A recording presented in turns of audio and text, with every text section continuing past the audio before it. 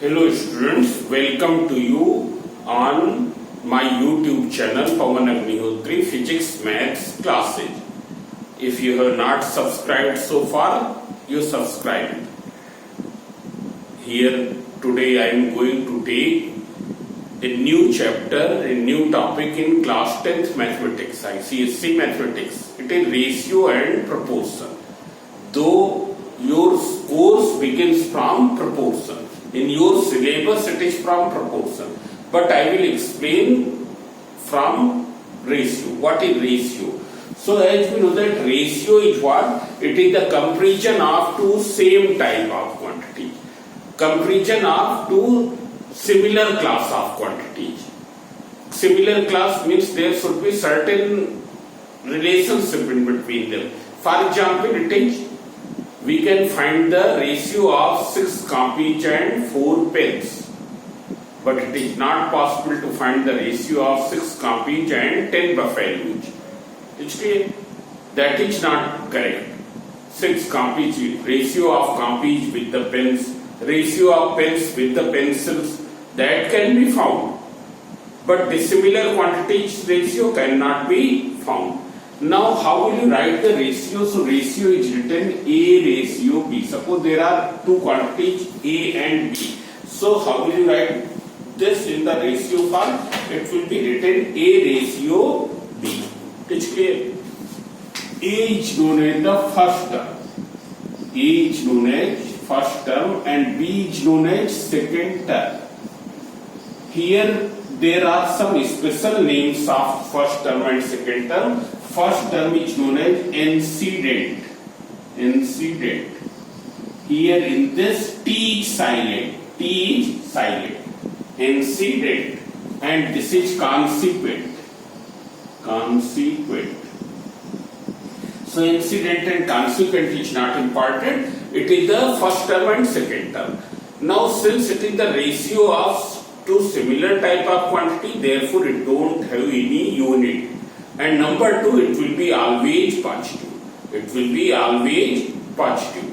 It's clear? It cannot be negative. Ratio cannot be negative. Third thing is, it is always written in simplest form. Suppose 8 ratio 16. So we will not write this. We will write it as 1 ratio 2. 1 ratio 2. So ratio is always written in the simplest form. Now see here. There is one duplicate ratio. What is duplicate ratio? So, duplicate ratio of A ratio B. Duplicate ratio of A ratio B is A square ratio B square. Though this you have studied in the lower classes, but you remember this because it can be used further. Here in proportion also it can be used. So you remember these things. So A ratio B, its duplicate ratio is A square ratio B square. If the ratio is A ratio B, what is its triplicate ratio? We will cube A cube ratio B cube. It's clear? Then A ratio B, what is subduplicate? When you have to find the subduplicate, square root A ratio is square root B. Which way? A ratio B, when you have to find the subtriplicate ratio, it will be cube root A ratio cube root B. Cube root A ratio cube root B. It is the subtriplicate ratio. Now, for example, here if you see, if there is any ratio 5 ratio 6, what will be its subduplicate ratio? Its subduplicate ratio will be root 5 ratio root 6. Okay? Root 5 ratio root 6. For example, there is a number 9 ratio, not number, 9 ratio 16. And you have to determine its duplicate ratio. So, duplicate ratio, what will be? 9 square ratio 16 square. In the duplicate, you will do the square. In subduplicate, you will take the square root. So 9 square will be 81 ratio 256. It's clear? Now similarly, suppose there is a ratio here, you can see 216 ratio 125. What will be its subtriplicate ratio? So in subtriplicate ratio, we take the cube root of 216 ratio cube root of 125. Now as we know that cube root of 216 is 6 and cube root of 125 is 5. So it will be 6 ratio 5. Then there is one compounded ratio. How will you compound two ratios? How will you compound two ratios? Compound means how will you join them together? So for joining them together, suppose one ratio is A ratio B, other is C ratio D. So you multiply first term, ratio second term, and then write in the simplest form. Means it will be AC ratio BD. AC ratio BD is the compounded ratio of these two. It is the compounded ratio of these two. Suppose there is one ratio A ratio B, C ratio D, and E ratio F. If you have to compound them together, you have to combine them together. You understand like that? You have to combine them together. So you will multiply first terms of all the ratios divided by multiplication of second terms of all the ratios. So it will be ACE upon BDF, and then you write it in simplest form because there may be some cancellation also. So you can write it in simplest form. So this is about the ratio. Now I will begin with the proportion. What is proportion? It's clear. So proportion is, now see here, if two ratios are equal, then they form proportion. You can see here, from here your course begins. Syllabus is from proportion. It's clear. So first you know what is proportion. So if you see here, proportion is, suppose A ratio B is equal to C ratio D. A ratio B is equal to C ratio D. Then we will say that A ratio B is in proportion. This is the sign of proportion. This is the sign of proportion. Is in proportion to C ratio B. Means this ratio is in proportion to this ratio. It's clear. In other way you can say this is proportional to this. It's clear. This is proportional to this. It's clear. So in mathematics we say that the ratio A ratio B is in proportion to ratio A C ratio D. It's clear. If two ratios are equal, then they form proportion. They form proportion. Means one ratio will be proportional to the other. One ratio will be in proportion to the other. It's clear. If you write it in this form, ratio is always written in this way. But for calculation purpose, we can write in this way. A upon B equals to C upon D. But before that, one more thing. This is known as the first term of the proportion. It is known as the first term of the proportion. Or we can say this is the first proportion of B, C and D. It is the first proportion of B, C and D. What is B? It is the second proportion of A, C and D. What is C? It is the third proportion of A, B and D. What is D? It is the fourth proportion of A, B and C. It's clear? You remember this. A is what? It is the first proportion of remaining three numbers. B is second proportion of remaining three numbers. C, it is the third proportion of remaining three numbers. D, it is the fourth proportion of remaining three numbers. It's clear? Sometimes we also say since A is in extremes, A किनारे किनारे है, so we call A and D as extremes. As extremes. Extremes means anything which is at the last or at the starting. In the beginning or at the last. So these are the extremes. A and D are extremes. While B and C are called means. B and C are called means. It's clear? So you remember what is proportion? Proportion, when two ratios proportion, it shows the equality of two ratios. When two ratios are equal, they form proportion. If A ratio B is equal to C ratio D, we can say A ratio B is in proportion to C ratio D. A ratio B is proportional to C ratio D. Is clear? Or we can write it this way. What is A? It is the first proportion of B, C, D. What is B? It is the second proportion of remaining three numbers. What is C? It is the third proportion of remaining three numbers. And what is D? It is the fourth proportion of remaining three numbers. That is A, B and C. It's clear? A and D, they are called the extremes. And B and C, they are in the middle. That's why they are called the means. Now you will write it in this form because this can be written here, this thing can be written here. If you cross multiply, so what will you get? AD equals to BC. AD equals to BC. A and D are what? Extremes. Means product of extremes. Product of extremes equals to product of means. Product of means.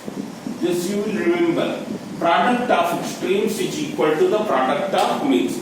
So here there is a rule.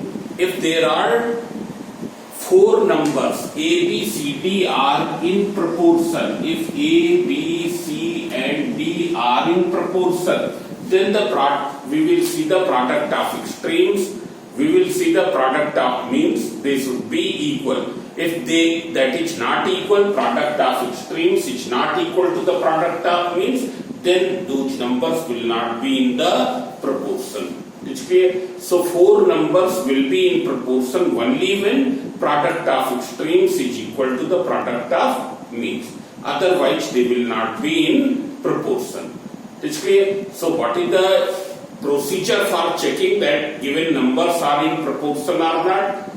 You find the product of extreme, then you find the product of means. If both the products are equal, then they are in proportion. Otherwise, those numbers will not be in proportion. Is clear?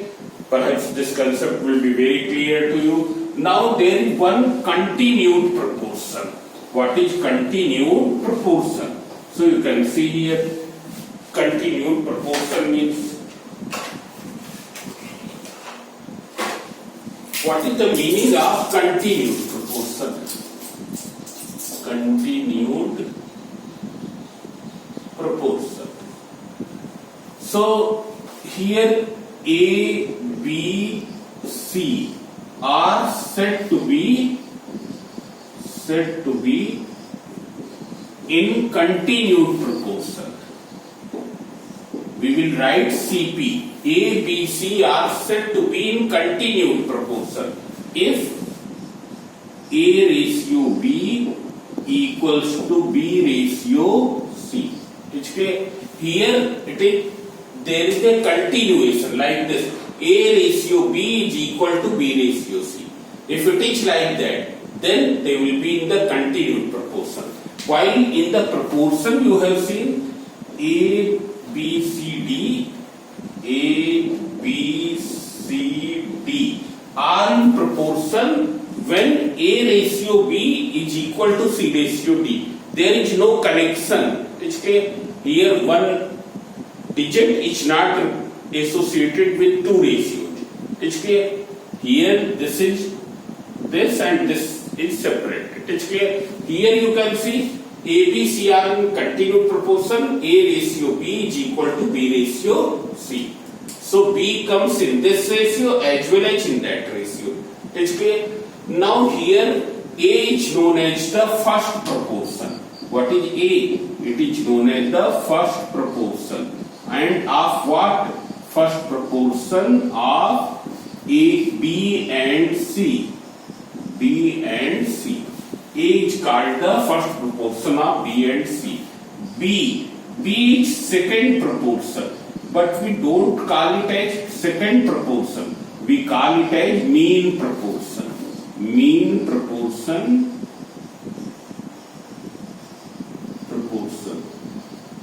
of A and C. Mean proportion of A and C. And what is C? It is the third proportion. Third proportion of A and B. A and B. So A is the first proportion of B and C, B is the second proportion or mean proportion of A and C is the third proportion of A and B. So what is continued proportion? A, B, C are said to be in continued proportion if A ratio B is equal to B ratio C. Now if you simplify this, A ratio B, A upon B equals to B upon C. Okay. When you will cross multiply, so AC equals to B square, or we can write B square equals to AC. So what is B? B equals to square root of AC. Now already about B I have told, it is the mean proportion between A and C. It is the mean proportion between A and C. Okay. So if there are two numbers X and Y, if there are two numbers X and Y and you have to find the mean proportion in between them, what will be the mean proportion? It will be square root X into Y. It will be square root X into Y, just like here. What is the mean proportion between A and C? It is B, and B is equal to the square root A into C. Square root A into C. It's clear? So in the same way, if there are two numbers X and Y, you remember this thing. If there are two numbers X and Y, so what will be the mean proportion in between them? It will be square root X into Y. Suppose there are two numbers 2 and 8. What will be the mean proportion in between them? It will be 2 into 8. Square root के अंदर 2 into 8, that is square root 16, that is equals to 4. It's clear? Means 4 will be the mean proportion between these two. Now you check whether this is satisfied or not. This thing, 2 ratio 4 means 1 ratio 2. 4 ratio 8 means 1 ratio 2. So it is satisfied. It's clear? So A, B, C are in continued proportion if A ratio B equals to B ratio C. A is the first proportion of B and C. B is the mean proportion between A and C is the third proportion of A and B. It's clear? When you will write it in this form, A ratio B equals to B ratio C, on cross multiplying you will get B square equals to AC, that is B equals to square root of AC. B is what? It is the mean proportion of these two. Means the mean proportion of any two numbers, how can you find? You multiply them and take the square root. You will get the mean proportion of those two numbers. So it is about the three numbers. It is about the three numbers. Suppose if there are more than three numbers. Numbers are more than 3. For example, here you can see A, B, C, D, E are said to be in continued proportion. Said to be in continued proportion.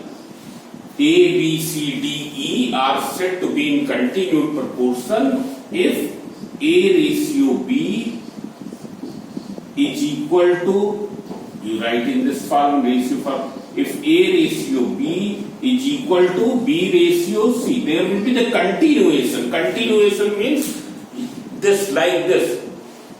It will be this chain will be linked with this chain. जैसे chain में होता हर एक टुकड़ा एक दूसरे से क्या होता है लिंक होता है. So here the same thing. B ratio C equals to C ratio D equals to D ratio E. A ratio B equals to B ratio C equals to C ratio D equals to D ratio E. then A, B, C, D are said to be in continued proportion. It is clear. Now see here, properties of proportion I will see in the next lecture. Today I will discuss some questions, and in the beginning questions are very simple. It's clear. So this is all about the proportion. Now you can see here I am taking some questions. For example, here there is a question.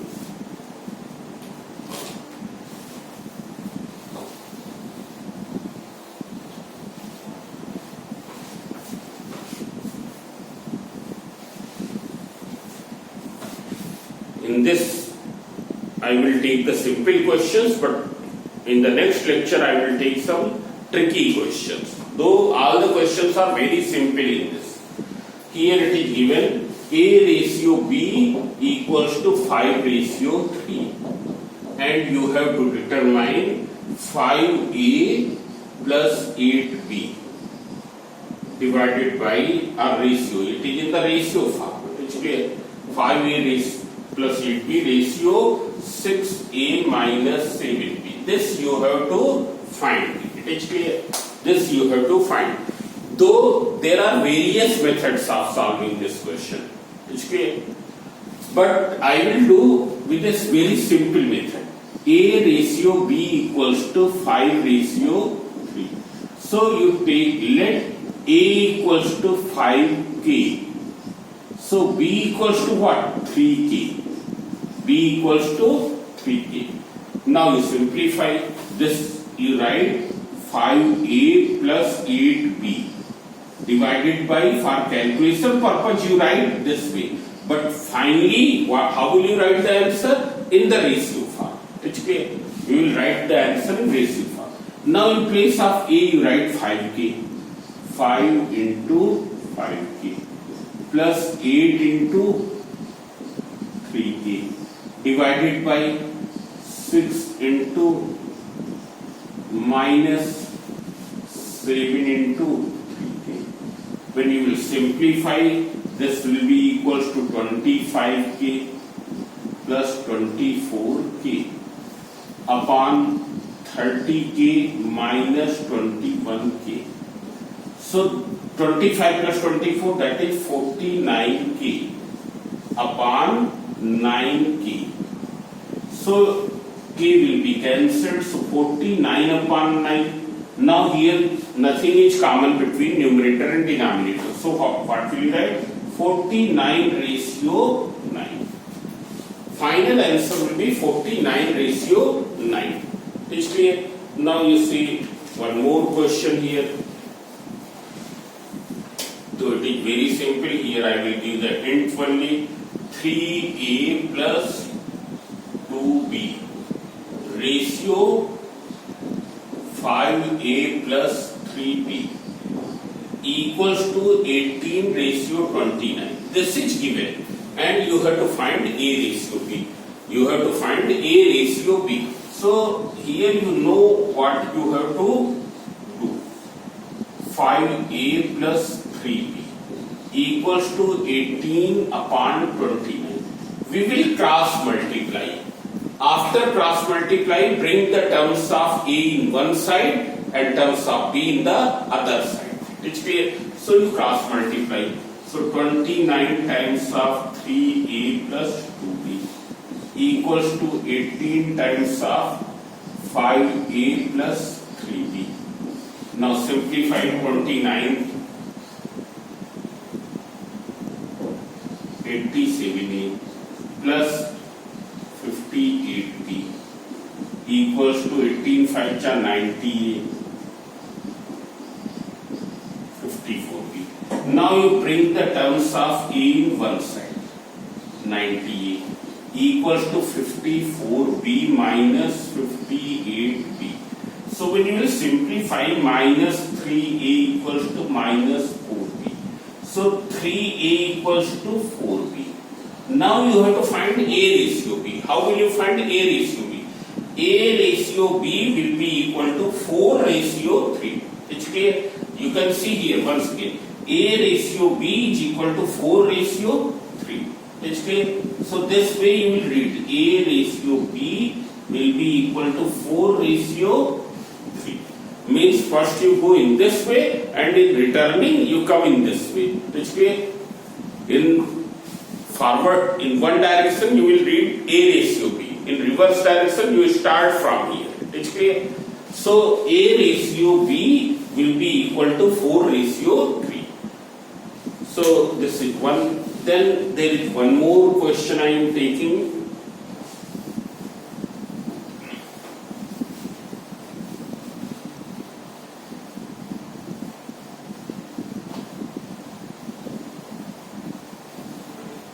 Here question is 3a plus equals to 5b equals to 6c. 3a equals to 5b equals to 6c. You have to find a ratio, b ratio, c. A ratio, b ratio, c. So see here, this you take as k. So what is a? K upon 3. B, k upon 5. C, k upon 6. So what is a ratio, b ratio, c? It is k upon 3. Ratio k upon 5, ratio k upon 6. Now you take the LCM of denominator. So LCM will be perhaps 30, it will be 30. When you will divide LCM by the denominator of this, 30 को 3 से divide करेंगे 10 आया, 10 will be multiplied with numerator 10 की ratio 5 6 4, so it will be 6 की ratio 6 5 4, so 5 की. You have to find this ratio, you have to change this ratio in whole number ratio. Which clear? So here you can see k upon 30, k upon 30, k upon 30 present everywhere. Which clear? So in simplest form, how will you write? 10k ratio 6k ratio 5k, and then further it can be written 10 ratio 6 ratio 5. 10 ratio 6 ratio 5. It's clear? Now here we will see the question. So in the beginning, here you can do the questions of the beginning. It's clear? So today I am not doing exercise 7.2. You will do the questions which are given in the beginning, 1, 2, 3, 4, even up to the question 8, 9 you can do with the help of the examples. It's clear? So tomorrow I will take some questions from these. It's clear? So, okay.